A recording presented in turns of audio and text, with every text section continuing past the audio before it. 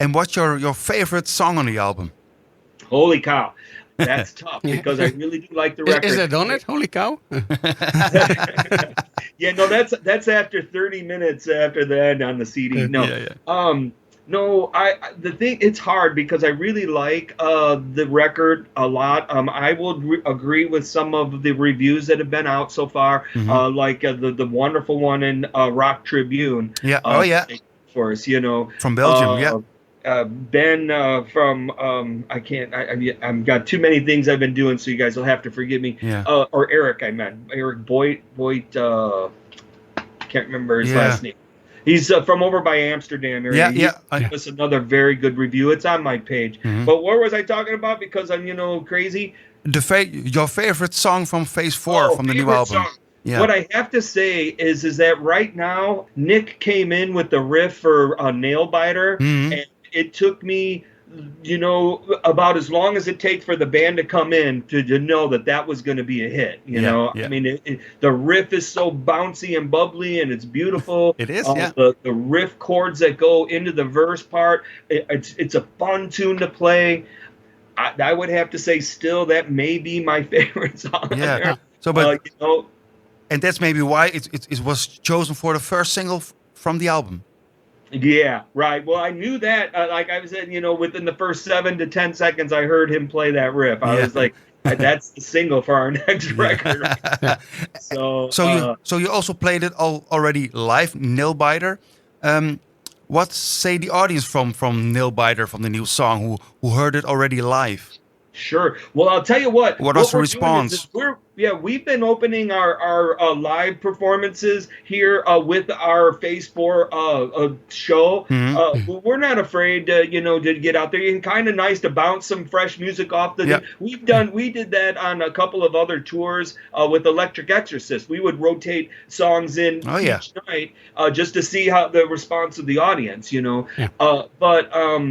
We're opening with Phase 4 with the intro. So we have the intro, we go into Phase 4, and then we go right into Nail Biter. And it seems to be catching the audience a bit off guard at first, because we're ending with the last note on Phase 4 to bow, 2, 3, woo, and then we're right into Nail Biter. And it's such an upbeat tune, it really catches their attention. And so I'm really liking the way that's working out so far.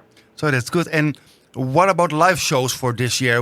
What did you guys have planned? Because we know you have a show doing with a Digit from the Netherlands, and that's also very good friends of ours. Oh, great! Yeah, I kind of thought that.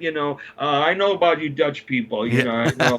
No, I'm just kidding. No, I'm real excited about it. I'm a big fan as well. I really like their material as well. I think Harold, the conversations that we've had online is just a gentleman.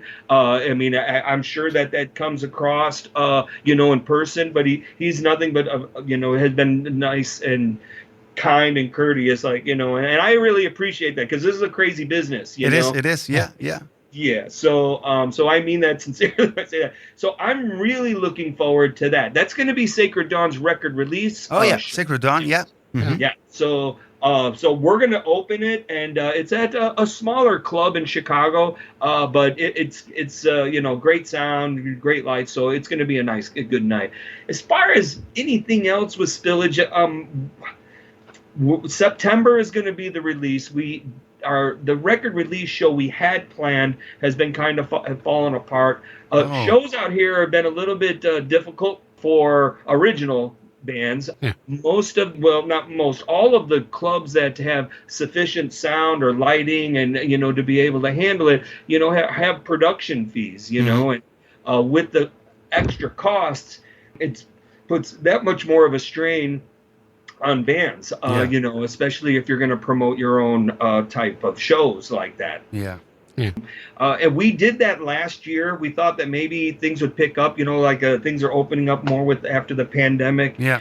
We had a few good shows, but again, in this Chicagoland area, the market is tough. But the cover bands and tribute bands, they fill the medium-sized clubs that would do that, and so But I have a couple of plans up my sleeve for next year. I'm going to try a slightly different approach. Okay. I'm going to see about trying to do matinees, possibly. See if I can do a couple of matinee shows. Oh, awesome. Yeah. Oh, that will be amazing. Yeah. So September 8th is about 2 weeks from now. The new album will be released at Quillman Records and, of course, No Dust Records. Actually, September 8th is next Friday. It's a week from today. Oh, yeah. Next Friday already. Yeah. Next week. Yeah. Uh-huh. No Dust Records, And Quillman for the Records. listeners this week, because we are recording and we're sending. Yeah, we're sending Next this week? out, I think, next week or the week further. Yeah. We'll Oh, see. okay. Yeah. Yeah. So it's amazing. Yeah. The CD September 8th. What about the vinyl? Well, the vinyl is in motion now. Here, manufacturing on vinyl, getting plates are what the hardest part is. There's only a couple of lacquer places that I'm aware of. Here in the States, and so. To get that, manufacturing here for vinyl can run anywhere from 6 to 8 months. Okay, that's a long time, yeah. Yes, it is. We had already submitted, so we're in line. Now, we did run into a slight snag that Lothar was able to catch, and we caught was thinking. Rise of Machine. Yeah. About a minute in, there was a big knock. Okay. And so on all the test presses that we had, and so it wasn't passable, and we're not going to put out a product that isn't good. Everything sounds great on there. I love vinyl. Yeah, and me there's too. one pop. However, when they found out that it was a defect in the plate that presses it, so that has to be redone, and so that may push it back a little bit more. They told me they were going to try to expedite it because it was an issue on the manufacturer side. However, it's a crazy world out there again, guys. It is, yeah. But we already have the promo from Phase 4, but I will surely catch up the CD. I already ordered it by Hank from Deel, and so it's going to be good. Awesome. Well, I'm going to send him some vinyl. Don't tell him that now. Or No. Yeah. I'm going to send him. He's a great guy. He's been nothing but great for Spillage, and he's a great friend. So. Yes. So I have actually one final question, Tony, and it's a little bit about a cliche question.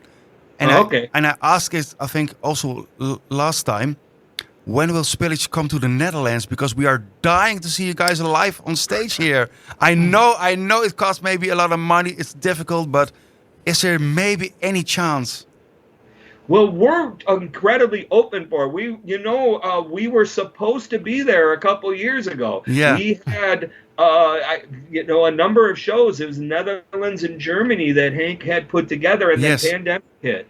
And so it was, and that just, of course, everything that shut everything down. But so we were supposed to be there. Yeah. Actually, it would have been great because it was planned for that we would be there on the original date that Electric Exorcist was to be released. Yeah, 2021. So that tour was supposed to start then. That would have been great, and we really feel that would have also helped bolster the Electric Exorcist release. Yeah. Again, but then so we held on to it. Well, we'll see what happens. We will keep promoting Spillage, of course. We want to thank you very much for this interview. Greetings from Rock of Ages to the rest of the band members. Greetings to Trish, of course. I'll let her know. I'm at Trish's house, actually. Okay, that's good. Yeah. She's my technical advisor, because, like this. That's why I send you a text, because I don't remember all this stuff. Yeah. But it worked out fine. So and a great background you have. Lots of guitars and so in the background, so it's nice. Yeah, she has a really cool collection of all of those guitars. Actually, if I could show you, she has a really cool Lego room too, like nice. Lego cities and stuff like that. Okay, yeah. So, and what do you think about the fact that we make Phase 4 Album of the Month? Hey man, that would be so cool. That would as you can see, makes me smile. I can't eat too much; my teeth might pop out. Right. Okay, so, amazing. Yeah. Hey, I am so good. And you know what? I wanted to ask you this since we were doing. So I asked you guys this last time. Is that because all the popularity that we get over there, and you were telling me how, you liked the record, and I asked you, I said, what is it about Spillage that you liked? And I remember all the guys in the band just loved your answer, as I did, because you said that you could put it on in the beginning, and you want to listen to the whole record, and that's what our goal is. Every time we put a piece together, we want all the songs to be different but the same, different tunings, different tempos and speeds, and so. Do you think that we were able to accomplish that again with this record? Yes, I've listened to the record tonight, actually, before we went here to the studio. And again, what you say with the intro and the music starts and the album is over, I said, I want to hear it again. I want to hear the album from beginning to end. That's absolutely no loose numbers, just the whole package. Amazing. Oh, great. Yes. But that's our goal always. And so I had to ask you guys, because you're the ones that said it in the first time. And so that was really, really was cool. You guys did it again. Dit is Rock of Ages.